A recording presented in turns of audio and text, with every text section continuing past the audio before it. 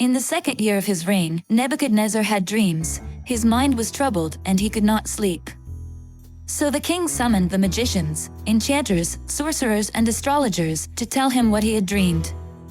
When they came in and stood before the king, he said to them, "I have had a dream that troubles me, and I want to know what it means." Then the astrologers answered the king, "May the king live forever. Tell your servants the dream, and we will interpret it." The king replied to the astrologers, "This is what I have firmly decided. If you do not tell me what my dream was and interpret it, I will have you cut into pieces and your houses turned into piles of rubble. But if you tell me the dream and explain it, you will receive from me gifts and rewards and great honor. So tell me the dream and interpret it for me." Once more they replied, "Let the king tell his servants the dream, and we will interpret it." Then the king answered, "I am certain that you are trying to gain time, because you realize that this is what I have firmly decided. If you do not tell me the dream, there is only one penalty for you.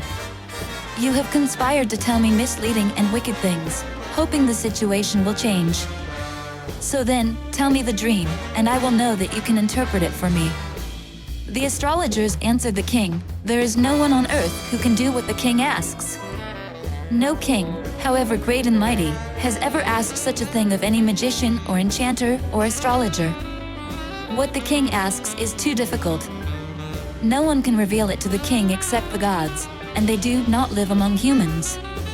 This made the king so angry and furious that he ordered the execution of all the wise men of Babylon. So the decree was issued to put the wise men to death, and men were sent to look for Daniel and his friends to put them to death. When Arioch, the commander of the king's guard, had gone out to put to death the wise men of Babylon, Daniel spoke to him with wisdom and tact.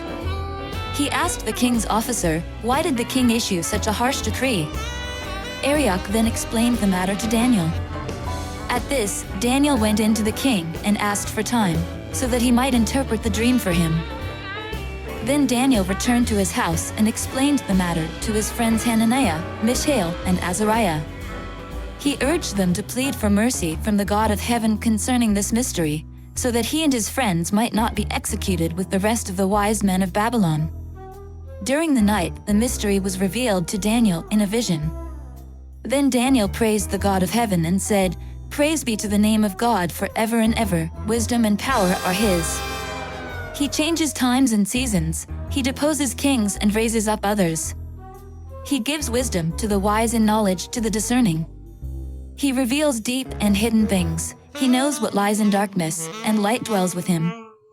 I thank and praise you, God of my ancestors. You have given me wisdom and power. You have made known to me what we asked of you. You have made known to us the dream of the king."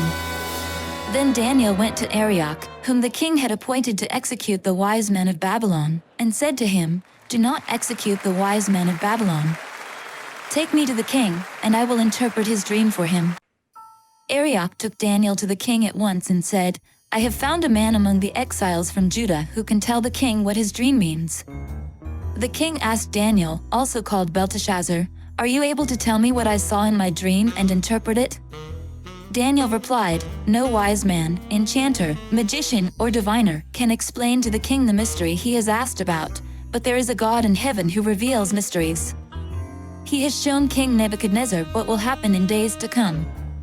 Your dream and the visions that passed through your mind as you were lying in bed are these. As your majesty was lying there, your mind turned to things to come, and the revealer of mysteries showed you what is going to happen. As for me, this mystery has been revealed to me, not because I have greater wisdom than anyone else alive, but so that your majesty may know the interpretation and that you may understand what went through your mind. Your majesty looked, and there before you stood a large statue, an enormous, dazzling statue, awesome in appearance. The head of the statue was made of pure gold, its chest and arms of silver, its belly and thighs of bronze, its legs of iron, its feet partly of iron and partly of baked clay. While you were watching, a rock was cut out, but not by human hands. It struck the statue on its feet of iron and clay and smashed them. Then the iron, the clay, the bronze, the silver, and the gold were all broken to pieces and became like chaff on a threshing floor in the summer. The wind swept them away without leaving a trace. But the rock that struck the statue became a huge mountain and filled the whole earth. This was the dream, and now we will interpret it to the king. Your Majesty, you are the King of Kings. The God of heaven has given you dominion and power and might and glory. In your hands he has placed all mankind and the beasts of the field and the birds in the sky. Wherever they live, he has made you ruler over them all. You are that head of gold. After you, another kingdom will arise, inferior to yours. Next, a third kingdom, one of bronze, will rule over the whole earth. Finally, there will be a fourth kingdom, strong as iron, for iron breaks and smashes everything, and as iron breaks things to pieces, so it will crush and break all the others. Just as you saw that the feet and toes were partly of baked clay and partly of iron, so this will be a divided kingdom, yet it will have some of the strength of iron in it, even as you saw iron mixed with clay. As the toes were partly iron and partly clay, so this kingdom will be partly strong and partly brittle. And just as you saw the iron mixed with baked clay, so the people will be a mixture and will not remain united, any more than iron mixes with clay. In the time of those kings, the God of heaven will set up a kingdom that will never be destroyed, nor will it be left to another people. It will crush all those kingdoms and bring them to an end, but it will itself endure forever. This is the meaning of the vision of the rock cut out of a mountain, but not by human hands, a rock that broke the iron, the bronze, the clay, the silver, and the gold to pieces. The great God has shown the king what will take place in the future. The dream is true, and its interpretation is trustworthy. Then King Nebuchadnezzar fell prostrate before Daniel and paid him honor and ordered that an offering and incense be presented to him. The king said to Daniel, "Surely your God is the God of gods and the Lord of kings and a revealer of mysteries, for you were able to reveal this mystery." Then the king placed Daniel in a high position and lavished many gifts on him. He made him ruler over the entire province of Babylon and placed him in charge of all its wise men. Moreover, at Daniel's request the king appointed Shadrach, Meshach, and Abednego administrators over the province of Babylon, while Daniel himself remained at the royal court. Come, follow me, and I will send you out to fish for people.